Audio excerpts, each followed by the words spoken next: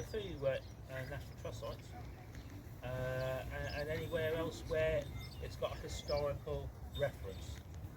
So you wouldn't say it's at a game and company fair. I've got a card.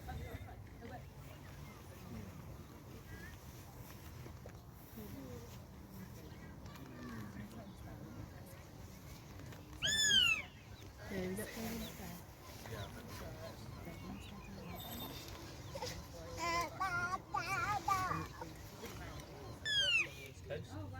we work from home. We've got 22 birds, and we mostly work for English Heritage. So we do 13 periods of history, we do anything long. So we do the use of birds of prey in whatever period English Heritage wants. No, well, yeah. Drink that, because I coated it, but I just forgot I put coated it.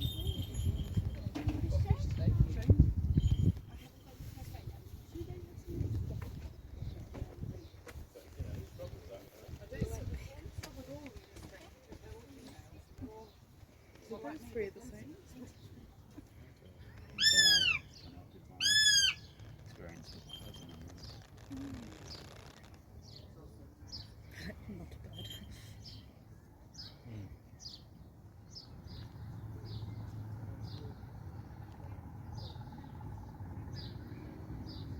Of working with birds of prey.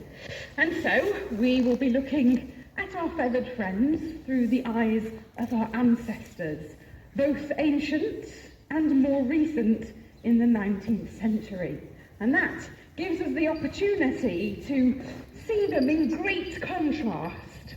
So to see them through the eyes of the ancients, from how you get your falcon up and flying, it's how you get it fit, and of course, more importantly, it's how you teach it to catch other birds. And you can see it is most effective at that. Now, without a lot of wind, he's probably going to go and sit up again. He does this on quite still days, but that's all right. He can reposition and position within society. So the fitter, the faster, the better a performer your falcon, the more, of course, memorable that flight was going to be. And so on a social hunt, as many gentlemen would indulge in history, you of course wanted your bird to perform the best, people, and that of course was reflected in their value. Now the pursuit of falconry only started to die out as a fine art during the age of gunpowder. Once the shotgun had moved into the scientific age, when we started to become a lot more interested in the natural world. And whereas previously we'd studied samples of birds and animals by examining carcasses, we were now studying live. You can catch floor-running birds, you can catch rabbits, you can catch hares, all manner of things such as that, and quite powerful things as well. It's perfect, it hasn't changed in much of that time, because it's one creature Mother Nature got bang on right. So we're going to show you a hawk predating, which of course is what the hawk family is designed to do. For their size, they are one of the most powerful winged predators, and consequently were very popularly used some time on the Galapagos Islands. And there they have only one diurnal raptor, very similar in fact to its behaviour, and studying it over a period of time, he realised that it was quite difficult to classify some creatures, not so easily pigeonholed as you might think. At first he thought the Galapagos hawk to be a true hawk, what we call an accipiter, but the longer he studied them, the more he realised that they demonstrated the kind of behaviour you would also see in a buzzard. And they're very good at it because they have a very large foot, and it is the size of the foot that us hawkers look towards when it comes to getting a new species. So the actual name of a hawker throughout history, the true hunter with a hawk, was Ostringer. Comes from the old French Norman word austere, which meant the hawk. So right through time, we were known as Ostringers, and people that flew things like the peregrine would be known as the falconers. And knowledge to be able to draw that from them. And so the falconer in history was a highly valued and skilled to catch our avian quarry for us. Well, then falconry immediately started to fall out of popularity. How? And that meant, of course, that suddenly our hawks and falcons were grounded. no longer needed, and because of their expense and their specialism, no longer wanted.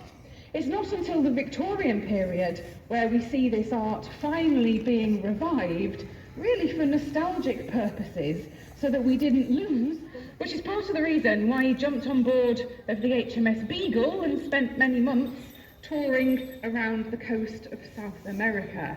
And there he won actual prey to interest her. It's a fake pheasant. She doesn't know that, however, because she's not intelligent, she works on instinct. And it's those instincts that will drive this next behaviour.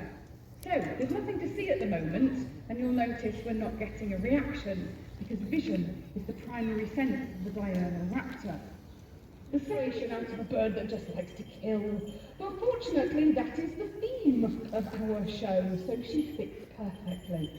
This is Ella. She is a female goshawk, and it's probably the only time you folks will ever see a goshawk in flight, so cherish it.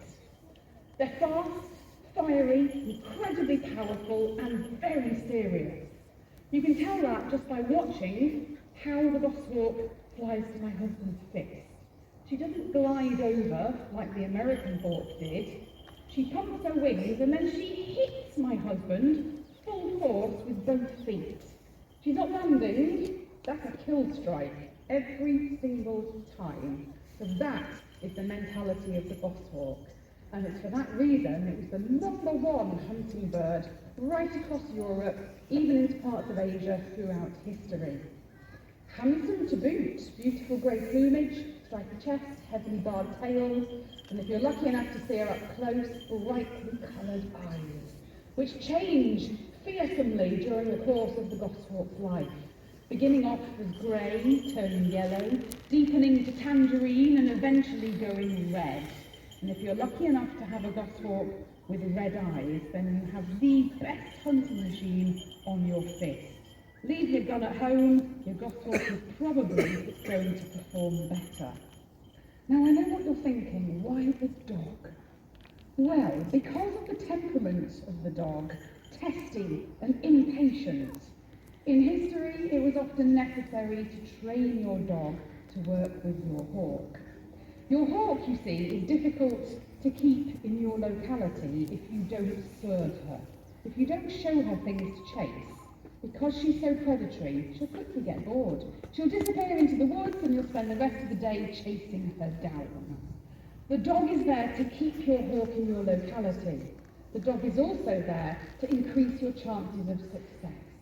So the dog will use its nose to scent and flush prey and constantly serve things to the hawk. And so these two very unnatural animals can in fact be trained to work together rather harmoniously. Yukosmik is going to go and scent and flush the prey out of the wooden box that is at the top of the arena here. And then once the prey is on the move, the goshawk will then take over the chase and the dog will pull off, which is exactly how we've done this style of hunting for several thousand years.